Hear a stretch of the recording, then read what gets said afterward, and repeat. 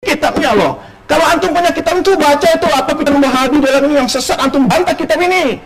Kalau punya kitab ini, syukur tadi antum bilang ada antum punya kitab para akidah wasatiyah ya, antum baca itu. Kalau antum nggak paham, itulah. Jadi berarti dia ini sekarang sudah kawan kita. Ya, antum bantah itu kitab ini yang antum punya tadi, anda lihat, antum tuliskan dalam video itu kan tuh.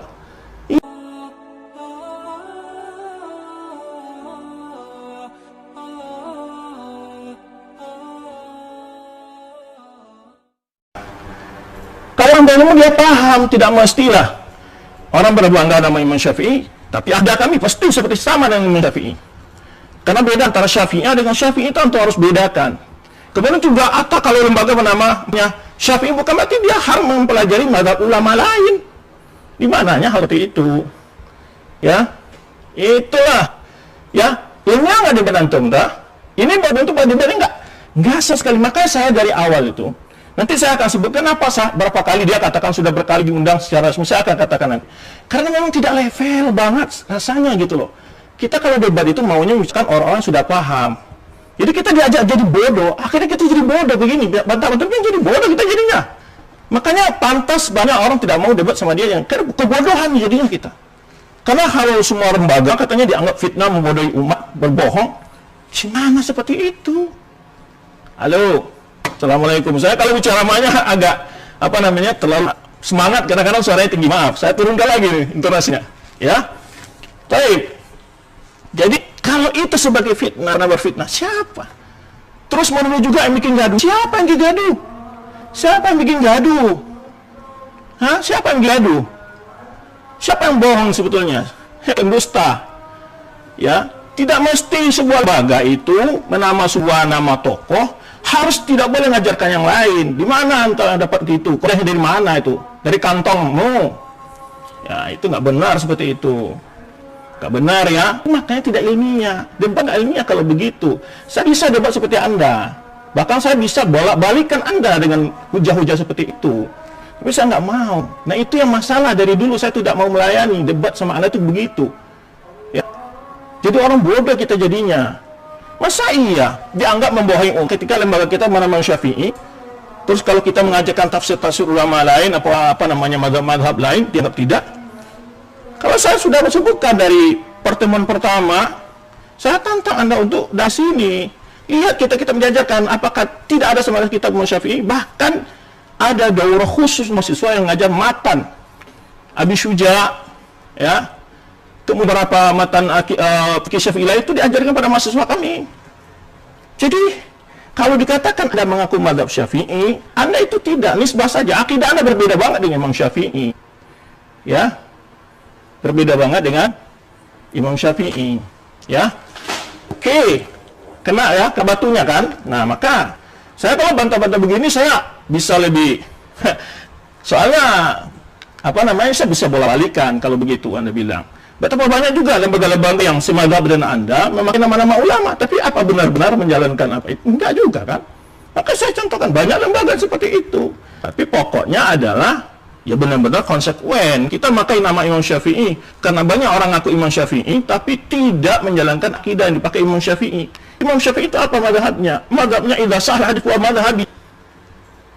Kalau sahih hadis itu yang belum suruh kita ikut hadis, bukan hawa nafsu kita. Ya. Itu sedikit. Itu makanya saya tidak ilmiah kalau debat-debat begini yang saya tidak suka. Jadi bodoh kita. Seperti itu jadi bahan debat sih. Kan artinya kan wawasannya itu untuk dibawa banget gitu jadinya. Ke bawah banget gitu pun itu. Ya. Kadang-kadang mungkin anak-anak SMA juga udah paham masalah seperti itu. Tidak mesti memakai nama Imam Syafi'i harus dijadikan Imam Syafi'iyah. Di mana? Imam Ghazali memang menyuruh. Kalau pakai nama saya nggak boleh pakai pendapat ulama lain. Atau adakah ulama Syafi'i mengatakan kalau Anda memakai Imam Syafi'i atau melibatkan diri kepada Syafi'iyah, jangan pernah keluar dari mazhab Syafi'iyah. Betapa banyak ulama Syafi'iyah juga berbeda pendapat sesama ulamanya, sama Syafi'iyah sendiri dan banyak juga. Ya, makanya kadang-kadang memang benar kata Imam Syafi'i itu. Saya kalau berdebat sama orang pintar, saya selalu menang. Kata Imam Syafi'i. Tapi kalau debat dengan orang bodoh, saya selalu kalah. Nah, ini masalahnya seperti itu. Jadi, maka saya bilang, saya kalau gaya berdebat, saya bisa seperti dia gaya debat tuh bisa. Bukan saya tidak bisa, tapi itu nggak mendidik umat lah. Karena kita akan mencari kemenangan, bukan saling menjatuhkan, bukan dengan data dan fakta. Maka kemarin di awal episode saya jelaskan kita menjadi pegangan dalam akidah maupun yang khusus dalam masalah yang akidah, yang lebih lagi masalah asma sifat. Itu saya terangkan kemarin. Saya tidak banyak bantah Anda silakan baca aja kitab itu, bantah para ulamanya. Gitu. Anda katakan goblok, katakan wahai, silakan. Itu para ulama. Mulai dengan beberapa. Mau isi perutnya silakan. Ya, silakan. Mau isi perut silakan. Katakan apa ya kata-kata yang suka-suka aja. Itu. Ya. Baik. Itu. Lembaga ya, Imam Syafi'i tapi tidak diajarkan memahami Syafi'i. Baik. Kami di sini tidak mengatakan mahasiswa kami ajar orang terbuka. Jadi itu sebuah kampus sifatnya terbuka, ya. Tidak ada kelaziman, ya. Bahkan di lembaga pendidikan begitu memang. Sudah dah terlalu panjang lah. Ini enggak ilmiah sebenarnya debat-debat itu tuh. Sudah itu hal tuh. Maka beginilah kalau debat orang terbelum kita harus turun level, turun berdebat hal-hal tidak penting jadinya. Tapi bicara masalah aja YN, satu kelas berhasil diwahabikan, masya Allah. Ya, sebetulnya kemarin teman-teman mau cerita tentang pengalaman dakwah saya di sini, ya, unik dan antik, ya. Kalau mereka nuduh anak Wahabi anarkis, siapa yang pernah merobohkan Pondok Rabbani? Jamaah siapa itu? Siapa yang pernah juga melakukan suatu bentrok, ya, satu kelompok dan kelompok lain di Syiah? Kelompok mana itu? Belum pernah Wahabi tercatat pernah menyerang, pernah merusak pondok, maka belum pernah. Tapi perhatikan kelompok-kelompok yang selama ini bicara Wahabi, mereka yang anarkis. Mereka yang anarkis. Ya. Terus setelah mereka berhasil, ini kalau di Jember ini dulu, berhasil merusak pola-pandakan Pondok Rabbani, mereka mengancam akan datang ke kampus saya. Nah, ketika itu datanglah Intel, negosiasi, ini, mereka ini. Ya biasa, ini oknum atau dari pihak keamanan kadang-kadang bilang ini antum lebih berakal, ngalah lah ini. Akhirnya putuskan, Pak, saya ini tidak pernah mengganggu mereka. Dan tidak pernah. Kalau masalah diskusi ilmiah, cara masalah ilmu, ya biasa kita dalam komunitas kita menjalankan dalil-dalil, tidak pernah menghina kelompok, merendahkan, nggak pernah. Sesuai dengan dalil-dalil kita. Pernah mau Allah, amalan-amalan orang, nggak pernah. Ya. Jadi, ketika itu, saya sudah bilang, mereka datang ke sini karena mereka yang datang, yang menyerang, saya berhak membela diri saya. Saya bilang gitu, walaupun saya akan berkumpul di depan kampus saya ini, Pak, saya mati di sini. Silakan mereka datang. Ya, akhirnya mereka bernegosiasi karena jumlah mahasiswa juga mulai udah waktu itu. Saya diinformasi nih, saya cerita dari Intel ya yang melaporkan saya. Dilaporkanlah kalau memang kalian nyerang ini kami dapat tanggung jawab. Dan pada polisi saya itu dan pada keamanan saya bilang gitu. Kalau Bapak tidak bisa mengamankan, kami bisa mengamankan diri sendiri. Karena ini mengamankan mereka yang datang. Kami bukan nantang-nantang, mereka selalu nantang-nantang. Nggak pernah nantang-nantang kita kok. Ngapain cari ribut begitu? Saya cari ribut. Nah, itu nggak pernah kita. Nggak. Nah, kalau saya mau cerita, kalau sudah saya cerita panjang dengan sejarah ini sebetulnya banyak pengalaman. Silakan cerita bagaimana dia menyebut juga YN. Dia menyebut YN di sini. Padahal waktu itu belum YN. Sekolah tinggi ya. Itu saya diminta ngajar di tafsir hadis, mengajar namanya Madda Takhrijul Hadis dan Naqdul Hadis. Tadi dia bilang mahasiswa berhasil enggak, saya tidak pernah mengajarkan madzhab Wahabi kepada mahasiswa. Ya, yang akan jadi saksi semua mahasiswa. Dan para mahasiswa yang pernah saya ajar selama 2 tahun saya ngajar, ya, silakan apa pertanyaan antum yang tidak bisa ana jawab. Silakan antum komen di Facebook ana atau di mana. Ya dia bilang kan tadi ditanya mahasiswa setelah didukurin lagi, kembali ke Ahlussunnah lagi, dia nggak bisa jawab, diam. Apa sih pertanyaan antum nggak bisa jawab? Jadi biar siapa yang bohong sebetulnya gitu loh. Ya, dia menunjukkan diri hebatan bahwa dia bisa mendoktrin, kemudian ketika murid-muridnya kata yang soal doktrin nggak bisa dijawab oleh saya. Hebat banget, hebat, luar biasa. Tapi saya tidak sehebat gitu memang. Saya mungkin bodoh saya. Masih perlu belajar banyak masalahnya. Tetapi perlu diketahui. Saya ngajar di lembaga itu banyak cerita sebetulnya, dan ini saya dapat bocoran dari orang dalam. Ketika saya mulai ngajar di situ, itu ketua sekolahnya ditelepon oleh pihak-pihak tertentu ya. Kenapa itu orang Wahabi masuk? Saya dapat bocoran begitu.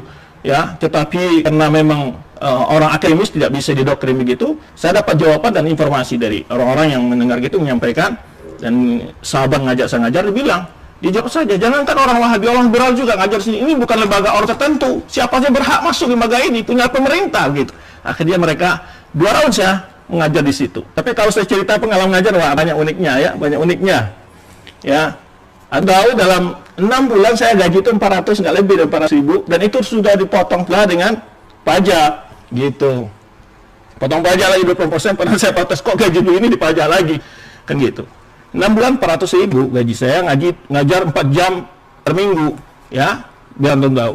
Maksud saya di sana itu bukan apa-apa, saya hanya ingin memberikan informasi.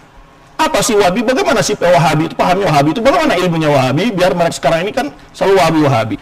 Maka antum yang penasaran dengan Wahabi, undang sekali lah. Ya, undang sekali, dengarkan apa yang menjadi dasar pengamalan mereka, akidah mereka, gitu. Terbuka sedikit.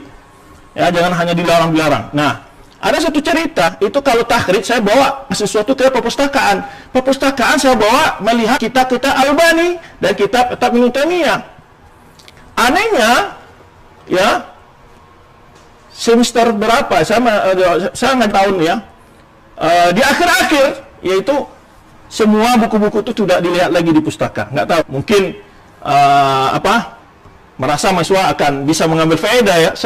Waktu itu memang saya bilang di perpustakaan, antum kan mendengar Ibnu Taimiyah itu begini. Ini kitabnya fatwa Ibnu Taimiyah, antum baca di sini nih. Sila antum cek itu kebenarannya benar nggak? Ibnu Taimiyah menyerupakan Allah dengan makhluk, Ibnu Taimiyah memberikan orang, ini fatwanya, silahkan tuh baca nih. Misalnya saya tantang mahasiswa waktu itu, kemudian juga Syekh Albani dijelek-jelekan, saya bilang, ini kita Albani, antum cek sendiri, saya tidak akan ngomong siapa Albani, siapa Ibnu Taimiyah, antum cek sendiri, kita bilang gitu. Tetapi waktu setelah itu, kitab itu nggak tahu disimpan di mana, ya. Itu unik kan? Nah, jadi keterbukaan tuh nggak ada, ya. Dan sempat 2 orang mahasiswa datang ke kajian saya, Tuhawiyah berapa kali, dan sempat curhat kepada saya, dan dia ya di orang tuanya, dan kalau masih dia datang ke STDI ke kampus saya, itu akan diambil motornya orang tuanya, ya kasihan dia kuliah gimana gitu kan. Nah, dari sempat curhat juga Pak saya dulu Ustadz dengar kalau kita datang ke sini pakis dibunuh. Saya bilang, iya Ustadz, itu informasi saya. Wah geri, dia bilang, iya Ustadz, ini kita itu ditakutin datang ke sini nih. Kalau kamu masuk ke lokasi Wahabi, pasti kamu dibunuh. Aduh, lucu lah. Asli lucu-lucu banyak lah informasi yang fitnah-fitnah yang menyebar luar biasa. Nah, banyak sekali fitnah-fitnah. Nah, kalau masalah debat ini saya ceritakan beberapa kali ini banyak keunikan juga ini. Jadi, ini saya cerita dulu hal yang lain dulu. Saya dulu pernah ngisi di salah satu radio swasta di Jember, itu mengisi acara setiap Sabtu sore. Yang saya ajar adalah Al-Kabair, ya, punya Imam Zahabi. Nah, saya tidak pakai bahan akidah nanti supaya masyarakat ya bisa mendengar ya, walaupun di situ yang pertama kan bicara masalah syirik gitu kan. Nah, itu jadi itu saya. Nah, setelah berapa tahun itu ada Intel datang pada saya. Intel membawa daftar nama orang-orang yang memprotes kajian dan bikin itu dengan tuduhan meresahkan masyarakat katanya. Dan itu ada tangan 40 orang ya, tokoh di situ. Ya, saya nggak tahu kiai itu siapa, nggak tahu ya. Dan di situ menuntut Persolina memberhentikan radio ini menuntut saya untuk diberhentikan, menuntut saya supaya diberhentikan. Kalau tidak akan jadi tindakan anarkis, itu ancamannya ada. Saya dapat fotokopinya. Kebetulan tadi saya cari fotokopinya tuh. Ada, masih saya simpan. Nah, setelah itu datanglah ya pihak keamanan mengkonfirmasi ke saya bilang, Bapak silakan ambil rekaman semua kaji saya di radio tersebut, lalu Bapak dengarkan, kalau ada yang meresahkan masyarakat, Bapak tangkap saya ke sana. Kalau ada yang mengkafir-kafirkan, silakan tangkap langsung Pak. Ya, saya nggak usah tawar-menawar, saya bilang gitu. Kemudian di surat itu tembus, saya tahu nggak?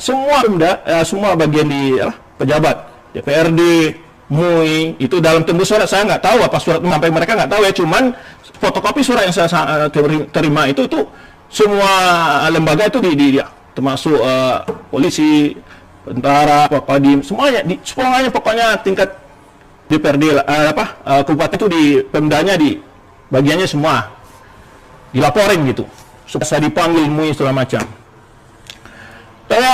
Akhirnya setelah itu mereka dan kebetulan juga orang yang melaporkan itu ketemu langsung dengan Bapak Kapolres, lalu Bapak Kapolres berkata kepada orang itu, yang Kapolres saat itu, bilang kalau Anda punya data bawa ke sini, bawa rekamannya, saya dengar. Kalau tidak, Anda yang akan saya tuntut hukum, kan mereka laporan palsu. Akhirnya orangnya ciut, nggak jadi, ya. Dan bahkan Kapolres bilang, saya mendengarkan kajian baru setiap sore, tidak ada yang memprovokasi masyarakat, tidak ada yang meresahkan. Selesai masalahnya. Tiba-tiba satu kali, ini masih jadul ya, jadi jadul itu tuh pondok di sini, kampus ini masih jadul. Ada seseorang mendatang mengantarkan surat supaya menjadi debat. Saya bilang, saya bukan tak debat, mari kita berdebat di perpustakaan saya setiap asar, karena kalau pagi saya ngajar. Tiap Bapak yang di sini paling banyak 3 orang atau maksimal 4 orang atau 2 orang, kita berdebat perpustakaan biar kita bisa buka buku. Oh, dia minta kita beda alun-alun, nggak ada faedahnya berdebat depan orang umum, Pak. Orang umum itu nggak tahu masa lalu, masa hadis, masa ayat perlu. Ya, maka kita kalau ingin cari kebenaran, Bapak datang di sini, saya ajak di perpustakaan saya, karena perpustakaan kampus itu masih perpustakaan saya yang didikan perpustakaan kampus. Jadi kita debat di perpustakaan saya, ya. Oh enggak, kita harus di dulu. Saya bilang, Pak, itu maka kacau nanti. Bapak punya pendukung, saya punya pendukung, Bapak pendukung juga, nanti Bapak jamin ke sesuatu. Saya bilang gitu, ya. Nah, kalau iya, ayo kita bahasa, ya. Kita datang, antum datang ke sini perpustakaan saya setiap habis asar. Ya, kalau nggak selesai, Allah lanjut juga habis maghrib boleh, karena habis maghrib kita rata-rata ada kajian. Makanya saya waktu tantang hanya habis asar saja. Dan itu didengar oleh mahasiswa waktu itu, dia datang bawa surat. Ya, bisa saya kita di sini, dia di perpustakaan biar enak, kan gitu. Nah, nanti kita buka kita ulama. Itu maksud saya. Jadi saya bukan nantang, saya yang tidak mau debat, itu debat seperti materi seperti ini loh. Ya, berdebat seperti ini materinya itu saling apa namanya kayak debat anak SD jadinya gitu. Nggak mau saya. Maka kemarin dari awal Bantan ini saya sudah bilang, saya beri referensi, silakan antum baca. Selama ini yang jadinya versi saya itu sesat atau apa itu referensi gitu, maka saya kasih lihat episode yang ketiga dan keempat, ya. Antum lihat, kita tetap masadir kita, semua ulama Nusantara nama ini ada memahami Wahabi bagaimana, silakan rujuk kita itu, nanti baru setelah antum baca kitab Mu'taimiyah. Baru antum sesakkan kemudian itu di mana dia menyimpang dari pendapat ulama sebelumnya. Itu maksud saya. Nah, kemarin ajakan saya yang pertama untuk dia itu seperti itu, bukan dialog, enggak. Saya bilang saja lewat Zoom atau apa, kita bukan dialog saling ini. Nah, kita yang santai aja, mana sih pendapat ulama yang salah sudah, mana yang pendapat Wahabi dalam kitab ini, gitu kan? Itu yang saya inginkan kemarin. Sip, ya. Baik, itu masalah diajak debat.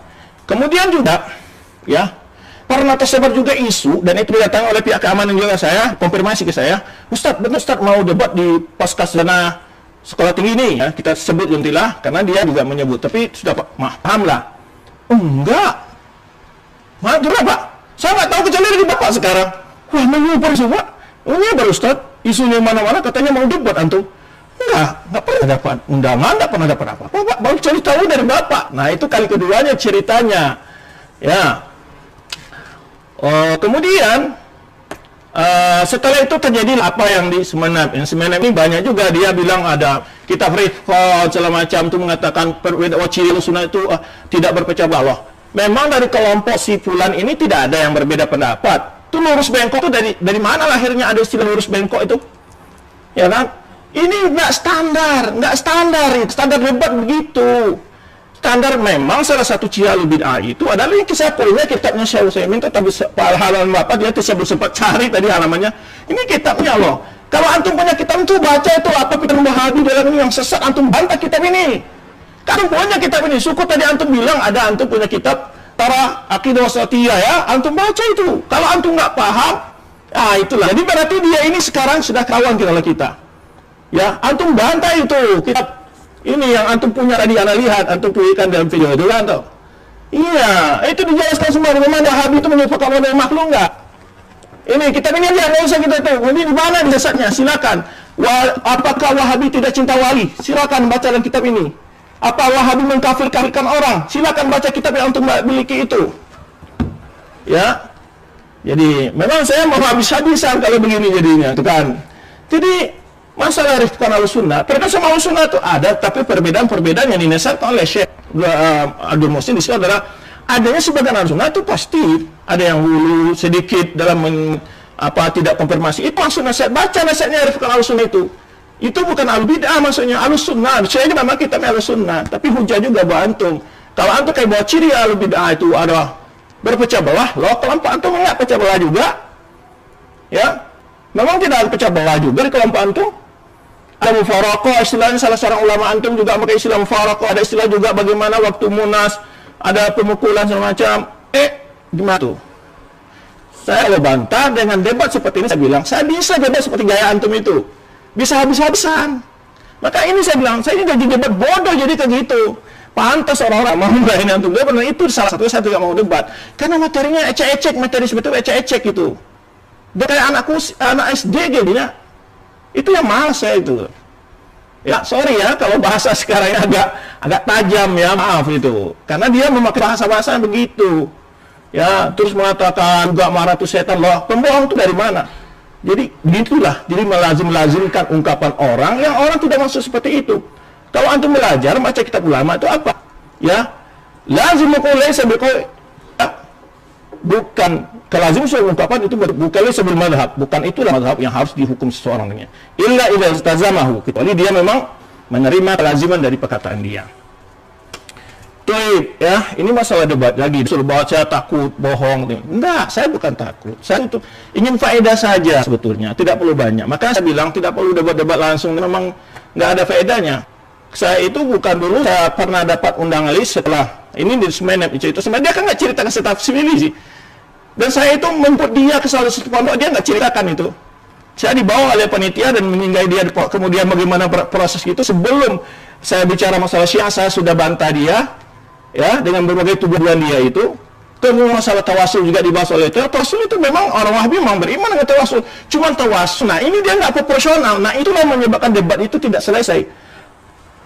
Dia nggak tahu mana tawasul, oleh mana langsung dilarang oleh yang dituduh Wahabi oleh dia. Maka dia katakan saja orang Wahabi anti tawasul, orang Wahabi anti syiah kufur, karena dia tidak proporsional dalam menjelaskan suatu masalah. Ya nggak tahu dia apa tidak paham itu bagaimana. Ini kasihan. Memang dari dibilang dia juga kita harus berdiri dengan ulama. Maaf saja ya, saya sangat hormat dengan orang-orang berilmu. Tapi kalau gaya gini ya, si fulan ini di mana dia belajar? Hanya tamat pondok. Dan informasi dia itu hanyalah pernah menjaga pustaka, maka dia kenal kitab-kitab ulama, karena pengatur buku di perpustakaan. Itu cerita yang saya dapat di satu pondok dia. Jadi nggak pernah baca buku ulama berarti dia. Kalau dia baca ulama buku ini, kalau dia baca jelas itu bagi dia apa hakikat mazhab Wahabi. Ini cukup ini aja untuk baca ya, untuk lihat dari sama saya nih. Gitu. Ya. Jadi memang nggak level gitu kadang-kadang. Malah seperti itu. Artinya kan memang sudah di waktu di Semenep, itu kan saya sebelum berbicara saya jelaskan, saya bukan takut debat, saya jelaskan itu. Saya kalau mau debat tentukan waktu yang style, kan topik yang jelas, topiknya apa. Karena kalau mau masalah debat nggak jelas, topik bagi topiknya.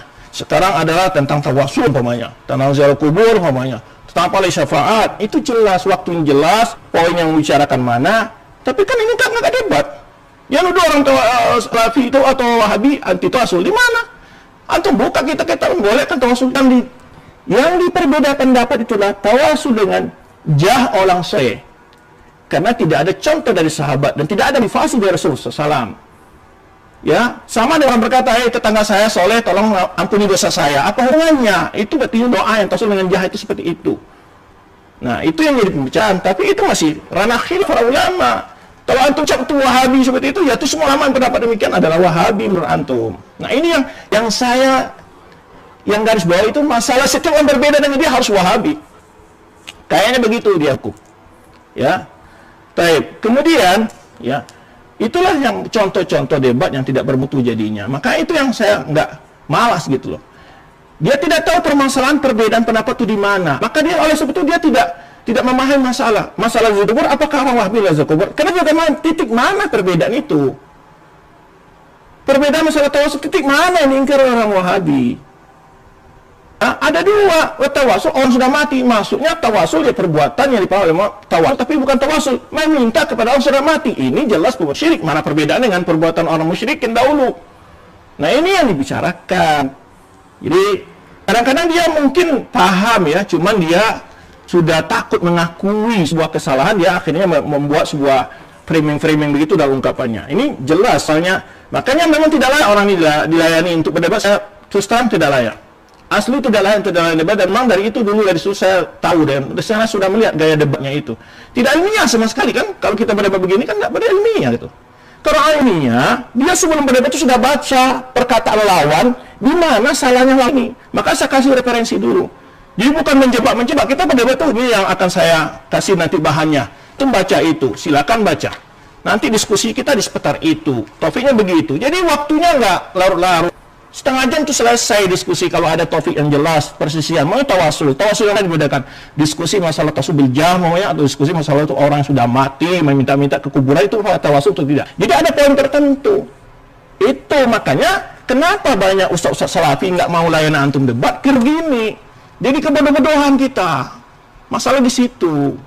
Ya, antum jangan nggak materi itu. Nggak ilmiah sama sekali kita jadi debat. Malu kita dengan orang awam kan gitu, pas sama ustaz keberatan seperti itu kan gitu kan. Nah, itu yang saya jelasin sedikit ya. Nah, setelah itu ada semacam debat umum waktu itu diundang juga di lembaga sekolah tinggi yang saya sebutkan tadi itu diundang, kalau nggak salah semua ormas diundang tuh. Datanglah beberapa mahasiswa ke rumah saya. Saya bilang, itu besok. Ya, saya bilang pertama waktunya mendadak dikasih tahu. Yang kedua, topiknya apa yang dibahas ini? Kok sebanyak ini? Ya, mau gontok-gontokan nggak jelas saja. Kemudian waktu jelas. Kemudian tempat debat itu harus netral, bukan di kandang. Itu mah nggak baga di kandang namanya kita. Dan saya sudah melayani Anda di kandang Anda sendiri. Sudah melayani antum di kandang antum sendiri ketika antum jebak tuh kan, tahu kan? Tapi kan nggak berani menyebarkan videonya. Kenapa tidak sebarkan video daripada kita saling tuduh? Udah aman, Mbak. Saya harap penitia itu bongkar tuh video, sebarkan ke masyarakat. Siapa sebetulnya yang bohong? Itu enaknya begitu aja sebetulnya. Karena juga ada yang nanya sama saya, mana siapa jadi saksi waktu itu Ustaz? Ya semua yang hadir jadi saksi lah. Ya, sebetulnya lebih gampang aja. Yang penting jangan pula dipotong-potong videonya. Ya, disebarkan apa adanya. Karena itu jelas. Ya, sudah tahu permainan semua. Jadi itu sebetulnya. Jadi kenapa saya tidak melayani? Beginilah standar debat kita itu begitu ya. Jadi nggak begitu memang. Pantas para ustaz-ustaz yang paham hukum perdebat sama kita paham. Tapi saya perlu membantai ini karena fitnahnya luar biasa. Mana-mana seperti inilah terjadi. Kampus dimusuhi, diprovokasi masyarakat, dan ya provokasi masyarakat begitu memang anti tawasul, anti ziarah kubur. Kalau begitu kan, ya terbakarlah masyarakat. Kalau nggak ada kata-kata kafir semacam menuduh kafir kan masyarakat nggak bisa ada provokasi. Karena itu bahasa yang dipakai oleh mereka, ya. Dan dia tahu sekarang ini dia mengelak supaya lebih kata-kata saya lebih tajam lagi dia, nanti baru digerakkan ormasnya oleh dia. Itu tuduhannya mungkin ada tujuan begitu di balik belakang kan biasanya gitu, ya. Dan orang Wahabi tidak pernah melakukan tindakan anarkis, tidak pernah melakukan hal-hal yang apa, belum pernah di sejarahnya, ya, belum pernah sejarahnya. Demonstrasi aja nggak boleh. Baik. Tak pernah mau debat, itulah alasan sebetulnya. Sebetulnya kemarin itu tawaran saya bukan, saya ingin klarifikasi saja. Omong-omongan antum berdua itu, saya Wahabi itu begini, Wahabi itu begini. Nah, di mana itu? Tadi antum juga doyan mengkafir kalian begini. Kemudian juga ada yang mantan Wahabi, siapa namanya itu pembicaranya? Mantan Wahabi berapa mantan Wahabi dan berapa mantan Sufi yang masuk ke Wahabi? Mantan Asy'ari yang masuk ke Wahabi, catat dah. Jangan mantan gini karena antum kalau sudah belajar Universitas Semarang dan banyak sekali mahasiswa dari ormas ya, yang dari ormas yang ya dari teman-teman dia lah gitu, teman dia ini banyak sekali yang tamat dari Universitas Semarang. Mereka tahu yang diajarkan sini, ya. Maka nggak pernah mereka menyatakan kalau ada yang pulang di sana menjelek-jelekan, artinya di sini nggak benar, paling bisnis umroh, itu masalahnya begitu, nggak belajar gitu. Nah itu biasa gitu. Maka kalau mau tuduhan-tuduhan seperti SAS ya. Kemudian silakan dia ngomong apa saja. Ya dia tuduhkan pada Wahabi, dia kami ini. Kalau nggak dikatakan bohong sama semua alumni Saudi Abiyanti. Nggak ada itu kekafiran, mengkafirkan orang, mudah-mudah membid'ahkan orang. Ya, nanti akan saya lihatkan kepada antum kitab-kitab lama yang antum ucap suguhan bagaimana manhaj mereka di dalam masalah takfir, syarat takfir, ya, dalam bid'ah, kehati-hatian mereka. Saya akan lihatkan kepada antum kitab mereka terpending dengan menjawab tuduhan ini sebentar. Nanti akan lihatkan. Dan belum pernah kitab itu saya temukan dari orang-orang kelompok dengan antum, tidak pernah lahir kita seperti itu yang betul-betul membentengi umat dari fikir takfir. Itu mana? Ada nggak tulisan? Saya ingin satu lah, dua, tiga lah kitab-kitab yang tulis oleh kelompok yang saya bicara Wahabi tentang masalah takfir, ya, kaidah-kaidahnya. Saya akan berikan kitab-kitab ditulis oleh ulama yang dicap sebagai Wahabi itu bagaimana, ya, mereka kehati-hatian, syarat-syarat segala macam itu kan dijelaskan. Saya akan berikan nanti referensi buat antum biar belajar lebih banyak antum dan antum bisa sadar daripada fitnah-fitnah seperti ini. Kemudian, ya, kemudian tadi sudah kita jawab, bagi suka berantem semacam itu kan cara bahasa. Di mana antum lihat? Kalau masalah beda pendapat, beda pendapat banyak sekali. Kalau antum kata demikian, antum baca kita fikih itu kadang-kadang luar biasa. Apalagi pertentangan antara Hanafi dengan Syafi'i. Itu nggak dibaca dengan baper itu, ya. Itu kita lalu mengkonsumsi secara ilmiah saja. Jadi sampai ada bunuh-bunuhan, antum tunjukkan satu lah. Saya ingin bicara sekarang, antum pernah mengkafirkan orang nggak? Pernah. Saya punya bukti fatwa antum. Itu bupati yang sebelum ini antum kafirkan bukan? Dan kalau udah masuk Wahabi itu nggak kafir ya, karena dia tidak bertujuan merendahkan Nabi SAW ketika dia ngomong bahwa Nabi pun sombong. Ingat nggak itu? Ada fatwa antum membahas masailnya antum punya bukti itu ada di koran yang bahwa dikafirkan itu sudah dikafirkan. Loh, tunjukkan satu orang dikafirkan oleh ulama Wahabi sekarang. Nah, kalau saya debat-debat begini, maka saya bilang saya malas debat kalau cara antum. Saya bisa debat cara antum bisa, ya. Bisa, saya bisa debat banget itu. Saya cara begitu tuh saya suka juga jadinya begitu kan. Maka tidak enak, kita banyak ilmiah, tenang, ya, jangan bahasa-bahasa memancing emosi segala macam. Enggak. Sabar saja, ya. Akan ada jawaban-jawaban selanjutnya, ya. Kemudian apa lagi? Dalam perkafiran sudah jawab, tawasul sudah jawab, apa lagi? Kaifana tauhid. Kemudian yang sebuah kitab Masyamil. Ini kitab tauhid saya punya. Dia maksud di Syekh Masyamil bukan mengatakan Abu Tahab lebih bertauhid. Lebih bertauhid dia orang musyrikin yang syiriknya syirik rububiyah. Karena orang musyrikin dahulu dalam tauhid rububiyahnya dia tidak syirik kepada Allah. Kenapa? Dalilnya mana? Bahkan kadang-kadang dalam doa pun mereka juga minta kepada Allah. Yaitu ketika Allah menyatakan fa idza raqibu fil fulki da'allahu mukhlishan lahuddin.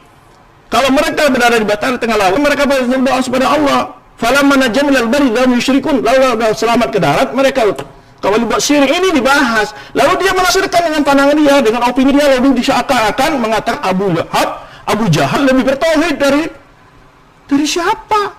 Dari orang musyrikin yang syirik dalam tauhid rububiyah. Ini cara menjelaskan.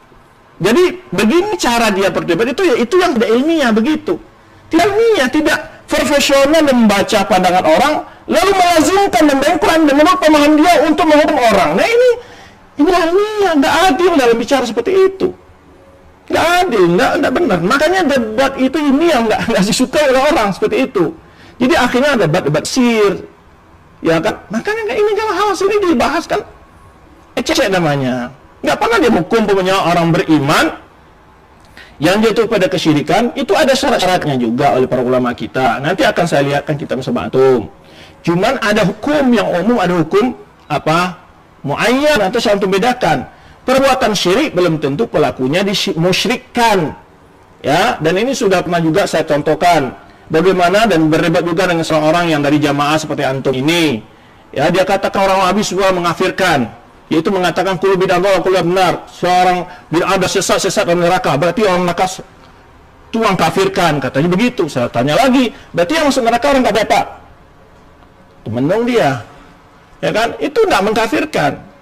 Kalau karena itu umat Islam dalam hadis itu masuk. Cuman itu hukum umum. Contoh sekarang orang makan riba di mana? Pasti dikatakan neraka. Kalau ada tetangga antum makan riba, antum bisa mengatakan di neraka. Enggak kan? Itu makanya belajar. Antum semakin banyak lah baca kitab Wahabi, antum untuk paham insyaallah masalah itu. Ya, saya harap antum lebih banyak baca nih. Kitab yang antum miliki ini cuma antum baca, ulang-ulang. Kalau belum paham nanti saya bisa membantu antum. Ya, baru antum hebat saya dipakai kitab ini juga boleh nih. Jangan boleh. Antum bawa kitab ini dan ini salah nih. Gimana ini? Ini salah, boleh. Ya. Itu. Jadi kalau saya berdebat memakai cara antum akan kelimpangan. Ya, akan terbolak-balik. Ya, maka saya nggak mau cara kayak gitu mau. Ini kurang ilmiah debatnya. Cuma karena memang jawaban orang-orang yang tidak berilmiah juga kadang-kadang gitu. Ya, maka oleh situlah banyak orang tidak mau melayani antum debat karena debat antum tidak profesional, tidak ilmiah. Dan wajar memang. Ya, karena memang guru antum hebat, tapi antum mungkin banyak yang nggak paham juga pendapat guru, pemahaman dari guru, ya bisa saja begitu.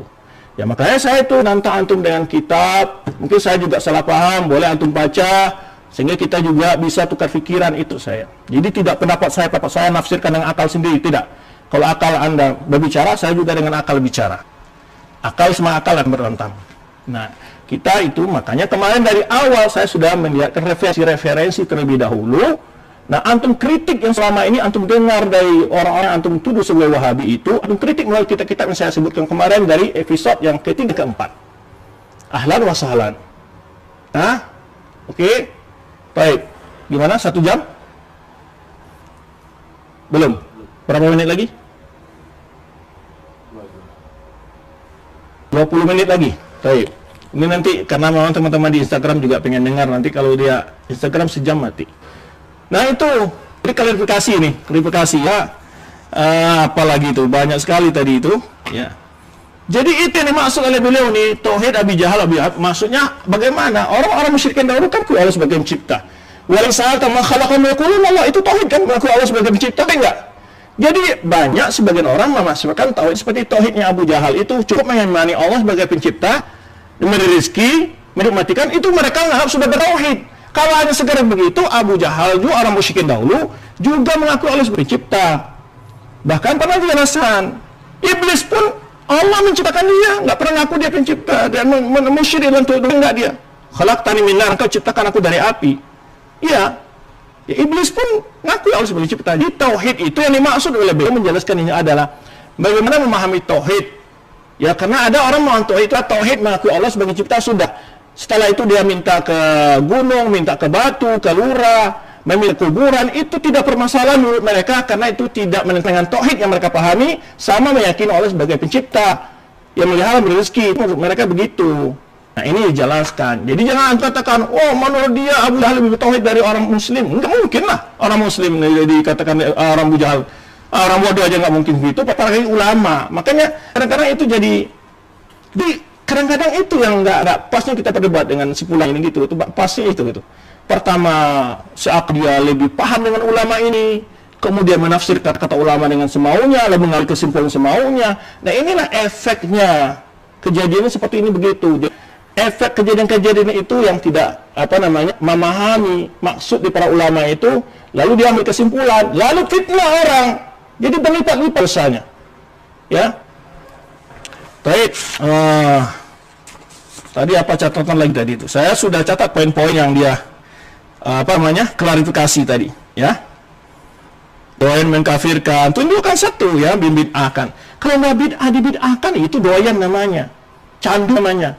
Kalau bid'ah memang dibid'ahkan ya dibid'ah. Kalau enggak itu namanya tidak belajar masalah iman. Kalau salah ya disalahkan. Kalau enggak itu mazhab Murji'ah seperti itu. Ya. Nah, jadi memang dalam sesuatu bid'ah tidak bid'ah memang ulama pernah berbeda pendapat juga. Jadi tidak mesti dan tidak setiap pelaku bid'ah harus pasti masuk neraka, tidak juga gitu. Maksud hadis itu jelas hukum umum. Sebenarnya saya katakan pada antum tadi, kita pasti mengatakan setiap orang makan riba di mana tempatnya? Ya di neraka. Tapi antum apa bisa memastikan tetangga antum yang kerja di bank atau di bank konvensional, pokoknya langsung katakan ahli neraka? Enggak kan? Beda antara hukum al-mutlaq, hukum ayyan. Ya, maka antum belajar banyak belajar kitab-kitab ulama yang saya sebutkan, ya. Kemudian juga kita beriman besok akan saya bahas, saya tunjukkan referensi ini kepada antum. Nah, antum bisa titik referensi ini yang menyebabkan sesatnya orang Wahabi. Oke. Ya, mudah-mudahan antum yang terwahabikan kembali kalau setelah membaca kitab tersebut. Ya. Demikian. Barangkali terima kasih teman-teman. Tunggu episode berikutnya, insyaallah kita malam ini 2 episode juga ya. Kita istirahat dulu, ya. Minum dulu ya, santai dulu sebentar, antum minum dulu ya, jangan serius banget ya. Tenang. Kemudian kembali saya teman-teman, untuk komentar-komentar, tolong tidak perlu banyak komentar, tidak perlu banyak hasut masuk, tidak apa, cukup sudah. Antum dengarkan saja jawaban-jawaban ini dengan tenang, ya, dengan tenang, tidak perlulah, ya, menghasut, mancing-mancing suasana, nggak perlu dah, sudahlah. Antum sudah tahu bagaimana si fulan ini, ya, dan bagaimana level pendidikannya juga antum juga ada tahu. Jadi itu makanya pantas dia seperti itu dalam perdebat seperti itu. Jadi tujuannya itu hanya menjatuhkan orang, tapi tidak berusaha menarik pemahaman itu bagaimana dipahami ini, gitu loh. Nah inilah debat model debatnya.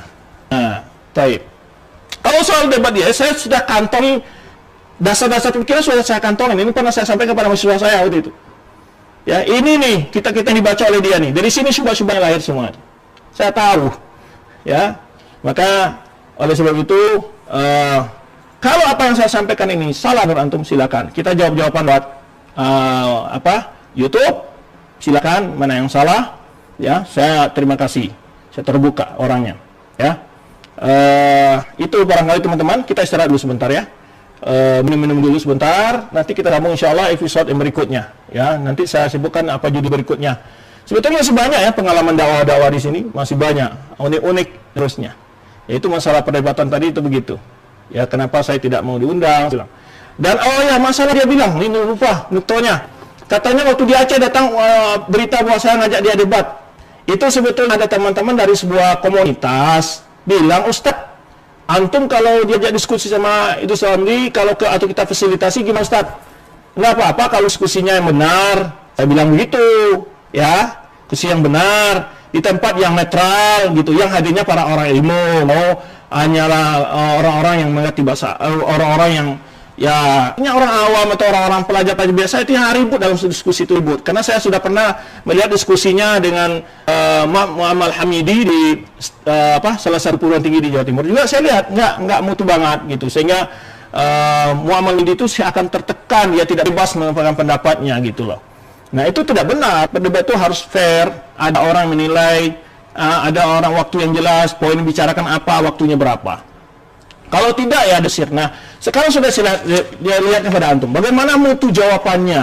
Padahal di waktu episode pertama saya sudah jelaskan banget apa yang akan saya tanyakan kepada dia, ya, apa yang mau saya tanyakan. Saya konfirmasi saja, bukan debat banyak-banyak, tidak. Saya konfirmasi saja, mana antum temukan orang Wahabi suka mengkafirkan, suka menyesatkan, di mana, ya, jangan. Nah begini dia memahami paham ulama tadi, dia memahami dan dia ini menyesatkan, mengkafirkan. Di mana dia mengkafirkan orang Islam ini, ya? Nah itulah maksudnya di sini menjelaskan sebagian orang, ya, tidak memahami apa hakikat tauhid. Itu maksudnya, bukan mengatakan Abu Jahal lebih baik tauhidnya. Bukan gitu maksudnya. Dibanding kalau tak ada Abu Jahal itu yang mengimani Allah sebagai pencipta, ada orang yang justru tidak percaya Allah sebagai pencipta, malah yakin guru-gurunya dapat memberi rezeki gitu, tahu yang gaib. Nah itu yang dimaksud, ya. Maka kalau orang baca separuh-separuh, potong-potong, lalu ambil kesimpulan, ini akibatnya seperti itu. Ibarat makan obat nggak sempurna, makanya jadinya penyakitnya semakin parah. Wallahu a'lam bishawab. Terima kasih, ya. Lanjutan dari kisah tadi itu memang akhirnya setelah itu salah seorang ustadz, beberapa orang ustadz dari kampus ini pergi ke sana tanpa ngomong sama saya dulu, ya. Saya bilang saja, kemudian dia ceritakan, ya, sudah konfirmasi seperti itu aja, ya. Itu kejadiannya. Jadi ada suatu komunitas waktu itu. Nah, mereka minta, ya, kalau jelas tempatnya, jelas tempat apanya, netral, semacam waktu, semacam masalah, saya siap diskusi. Waktu itu masih hangat-hangat setelah diskusi Ustadz Firda dengan si Fulan ini di Batam, ya. Saya lihat diskusinya sangat-sangat lucu sekali gitu. Ada permasalahan yang sudah dipersiskan ulama dari dahulu, itu dianggap Wahabi yang membawa perkataan itu. Masalah basmalah, masalah kunut, itu sudah lama dipersiskan ulama. Fatihah sudah lama, belum lahir kita ini udah ada perisian itu, dan tidak pernah ulama dulu beda pendapat dengannya. Itu benar Wahabi lah. Yang permasalahan ada orang mengatakan orang yang tidak basmalah batal salahnya, atau orang batal salahnya, itu bermasalah. Nah inilah konsep-konsep cara diskusi ini yang tidak clear. Jadi mana poin perbedaan itu di mana? Gitu loh. Itu yang diskusi yang sehat, cari poinnya di mana ini. Perbedaan itu di mana? Itu poinnya yang didiskusikan. Bukan semua masalah yang kita sudah sepakat nggak perlu diskusikan itu. Tapi mereka sengaja nih hal-hal yang sepakat ini seakan kita mengingkarinya. Itu permainan. Nah itu tidak jujur namanya. Itu pembohong. Wallahu a'lam bishawab. Terima kasih. Wassalamualaikum warahmatullahi wabarakatuh. Mohon maaf jika ada kekurangan.